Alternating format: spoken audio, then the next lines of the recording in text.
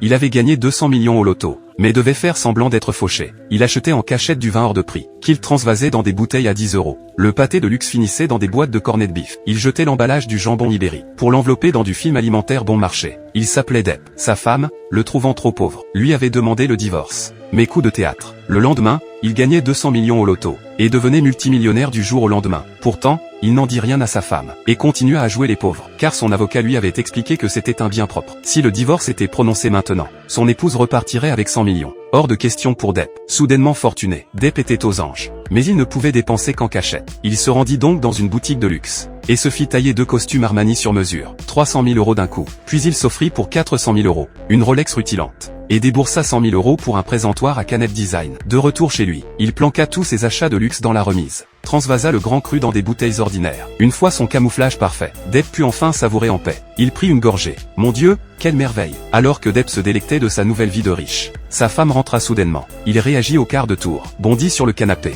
et déboutonna prestement sa chemise. Quand sa femme arriva, il avait déjà enlevé son costume hors de prix, et affichait un air parfaitement innocent. Le soir, les parents de sa femme vinrent dîner. Quand le beau-père goûta le vin, il fut transporté. Il déclara que ce vin avait exactement le même goût que celui d'un grand banquet auquel il avait assisté des décennies plus tôt. Voyant son père si enthousiaste, sa femme n'hésita pas une seconde à lui offrir toutes leurs bouteilles en réserve. Depp était au supplice. Il leva son verre pour trinquer et masquer sa détresse. Quand il réalisa qu'il avait oublié d'enlever sa montre, il s'empressa de la cacher sous sa manche. Mais trop tard. Depp mentit en disant que c'était une contrefaçon. Acheté 10 € sur un marché. Il venait de souffler, quand le beau-père sortit un billet de 100 € pour lui acheter la montre. Alors qu'il cherchait comment refuser, son téléphone sonna. Depp réalisa avec horreur que c'était son nouveau smartphone serti de diamants acheté le jour même. Cette fois, c'était la catastrophe. Il avait oublié de l'éteindre.